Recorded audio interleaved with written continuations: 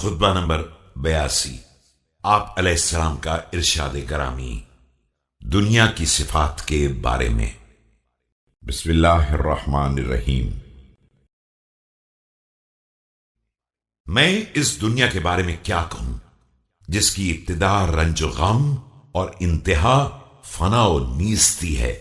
اس کے حلال میں حساب ہے اور حرام میں عقاب۔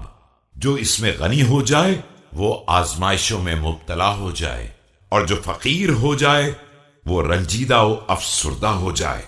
جو اس کی طرف دوڑ لگائے اس کے ہاتھ سے نکل جائے، اور جو منہ پھیر کر بیٹھا رہے اس کے پاس حاضر ہو جائے۔ جو اس کو ذریعہ بنا کر آگے دیکھے اسے بینا بنا دے، اور جو اس کو منظور نظر بنا لے اسے اندھا بنا دے۔ In what way shall I describe this world whose beginning is grief and whose end is destruction? The lawful actions performed here have to be accounted for, while for the forbidden ones there is punishment. Whoever is rich here faces mischief, and whoever is poor gets grief. One who hankers after it does not get it. If one keeps away from it, then it advances towards him.